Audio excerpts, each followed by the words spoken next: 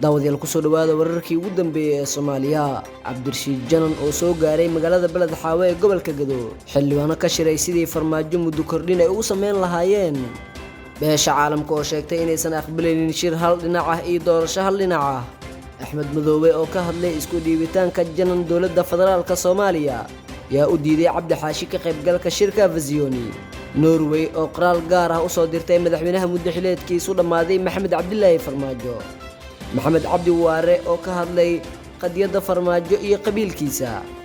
sidoo kale waxaad maqli doontaan Kenya oo qaxootiga Soomaalida u sheegtay in ay ka baxaan xeryaha ku yaala dalka Kenya.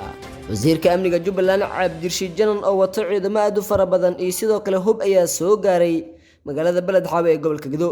Cabdirashiid Janan waxaa duleedka magaalada Balad Xaawe ku soo dhaweeyay ciidamada dowladda oo wata gaadiidka dagaalka.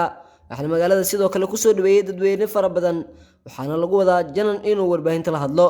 imaanshaha Janan ee Balad Xaawe ayaa hindhaha lagu wadahayay waxaana hadda la soo sheegayaa in kulan ay leeyihiin Cabdirashiid Janan sidoo kale taliyaha NISA ee Soomaaliya Fahad Yaasiin Xaaji Daahir. Janan isoo dhibitaankiisa dowladda waxay u noqonaysaa fursad weyn marka loo eego hubka xooga badan oo wato iyo ciidamada iyo sidoo kale deegaanka oo aad u kala yaqaano.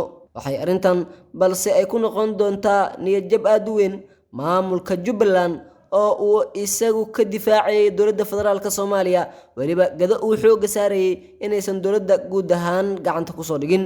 waxaana arrintan ay noqonaysaa mid ay ku farxaan nabad iyo nolol taageerayaasheeda iyo sidoo kale madaxda ugu sareysa dalka oo uu hogaamiyo Maxamed Cabdilaahi Farmaajo madaxweynaha muddo xileedkiisu dhamaaday.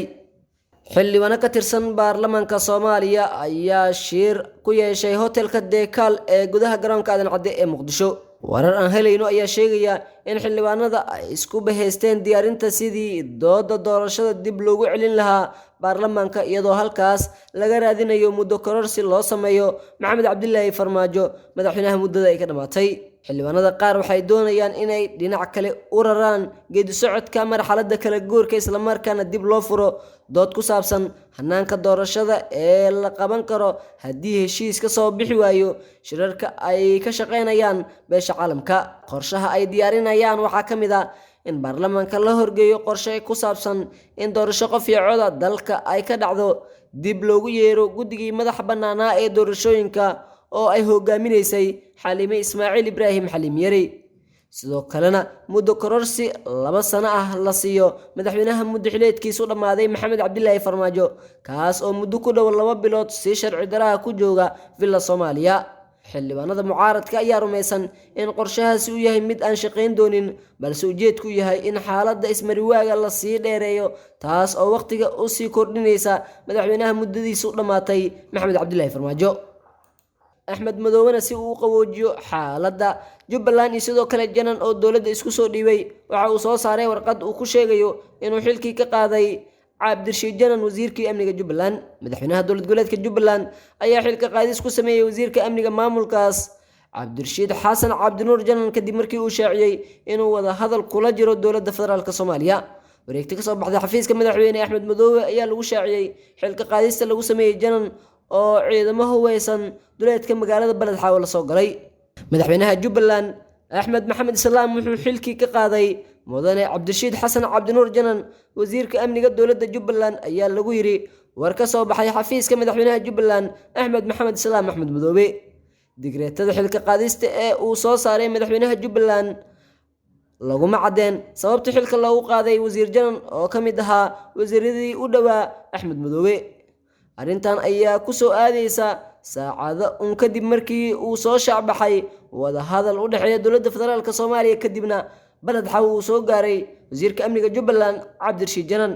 si kastaba talaabadan ayaa ugu sii daraysa khilaafka u dhaxeeya Jubbaland iyo dowladda federaalka Soomaaliya iyadoo Axmed Madoobe uu weyn doono guud ahaan gobolka Gado haddii uu Cabdirashiid Janan heshiis u dhex dhigi waayay dowladda iyo sidoo kale Axmed Madoobe balse waxay u badan tahay in Jananba uu ka shaqeynayo sidii gobolka Gado ciidamada dowladda guud ahaan ay ula wareegi lahaayeen.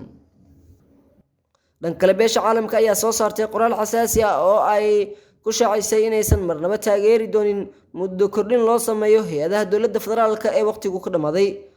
qoraalkan ka soo baxay beesha caalamka ayaa ku soo aadaya xilli ay warbaahinta baahisay xog ku saabsan inay jiraan xildhibaano ka tirsan baarlamaanka Soomaaliya kuwaas oo shalay ku shiray hoteelka Deekaal islamarkaana baadigoobaya in ay guddoonka golaha shacabka horgeeyaan muddo kordhin loo sameynayo madaxweynaha muddadiisu dhamaatay Maxamed Cabdilaahi Farmaajo. qoraalka beesha caalamka oo xafiiska qaramada midoobay ee Soomaaliya uu soo dhigay Twitter-ka ayaa lagu sheegay muddo kordhin hanaanka doorashooyinka isdhinaca socda ama doorashooyin aan loo dhammayn aysan midna heli doonin taageerada beesha caalamka. dhammaan hogaamiyaasha muhiimka ee Soomaaliya waxay ku sugan yihiin Muqdisho. waa waqtigii wada hadalka aan si rasmiga ahayn ay u sii socon lahaayeen si la isugu raaco kulanka madaxda dowladda federaalka iyo kuwa dowlad goboleedyada. saaxiibada caalamku waxay ku celinayaan in ay taageeri doonin hanaan doorasho oo hal dhinac ah ama kuwo isbabar socda ama hindise kasta oo hogaaminayo muddo kordhin lagu sameeyo muddo xileedkii hore ayaa lagu yiri qoraal Twitter-ka ay soo saareen Onsom. qoraalkan wuxuu ku soo aadayaa xilli uu natiijo la'aan ku soo dhamaaday shirkii uu ku baaqay madaxweyne Farmaajo oo ay soo xaadireen kaliya madaxda dowlad goboleedyada taabacsan iyo sidoo kale gudoomiyaha gobolka Banaadir ee uu Farmaajo magacaabay.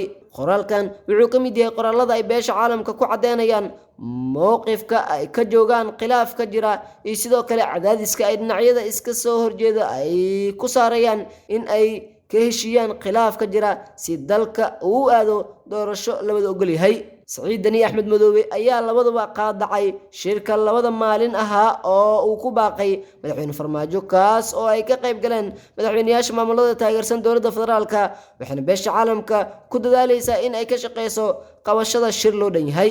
sidoo kale labada madaxweyne ee Jubbaland iyo Puntland waxay wataan shuruudo iyagoo wata magaca madasha badbaado qaran oo ay ku mideysan yihiin midowga musharaxiinta mucaaradka iyo siyaasiyiinta gobolada waqooyi oo uu hogaaminayo Cabdixaashi Cabdilaahi oo ah gudoomiyaha aqalka sare ee baarlamaanka Soomaaliya muddadiisuna dhamaatay.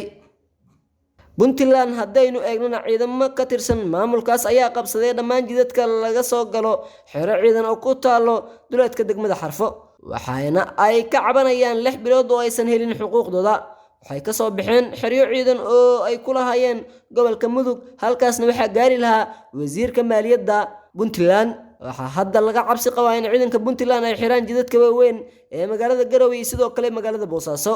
wasiirka maaliyadda ayaa taliyayaasha la wadaagay in arinta aysan noqon mid si faafta xalna la gaaro.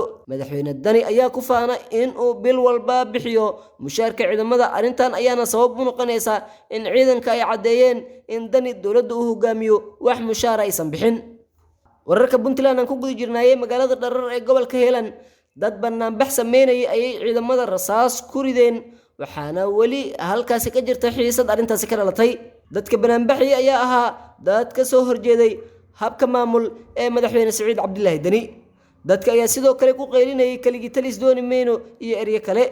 Dani ayaa ah nin ku adag xukunka wuxuuna dhowr jeer oo horey uu ka hortagay banaanbax isaga looga soo horjeeday oo dadka ay sheegayeen in uu Dani hogaamin karin maamulka Puntland.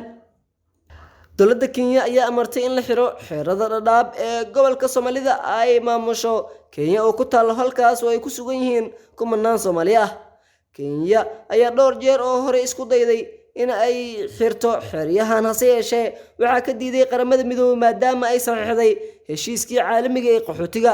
iyaga oo ka careysan kiiska badda ee qayb ahaan loogu adkaaday ayay Kenya shaacisay in ay heedaha ay quseyso ay amartay xiritaanka xerada Dadaab.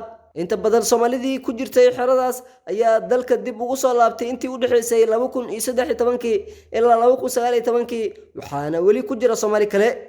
dib u dejinta dadkaas soo laabta waxaa loogu sameeyay Jubbaland iyo Koonfur Galbeed halka kuwa kale ay degan yihiin xeryaha barakacyaasha ee ku yaala magaalada caasimadda ee Muqdisho. dhanka kalena shirkadda dulimaadka dalka Kenya ayaa sheegtay inuu dhaqaalaha shirkadda sanadkii la soo dhaafay ku yimid khasaare dhan $333 milyan oo dollar. Maariyaha guud ee Kenya Airline ayaa sheegay in sanadkii 2019 ay macaamiisha shirkaddu ahaayeen 5.2 milyan oo shakhsi ah isla markaana ay sanadkan 2020 macaamiisha hoos ay u dhaceen 1.9 milyan oo qof. taasoo ka dhigan in tirada macaamiisha shirkadda ay 70% ay hoos u dhaceen. maariyaha oo tilmaamay in khasaaraha uu salka ku hayo saameynta caabuqa COVID-19 ayaa sheegay in shirkaddu dadaal uga jirto sidii ay qarashkan dhaqaale ugu soo kaban lahayd khasaarahan ku yimid shirkadda duulimaadka Kenya ayaa la sheegay inuu guud ahaan dhaqaalaha shirkadda uu hoos u dhigay saamiga 12%. dhanka kalena arrintan waxaa loo saadaalinayaa khilaafka Soomaaliya iyada ka dhaxeeya maadaama Soomaalida inta badan hadda aysan aadin dalka Kenya iyo deegaanadeedaba. dhanka kale waxaa la soo sheegayaa in Soomaalida wax ku dhoofsan jiray Kenya geen jiray inaysan waxba dhoofsan 1.9 milyan in iyagu yihiin. wararkii ugu dambeeyay Soomaaliya waa inaga intaa.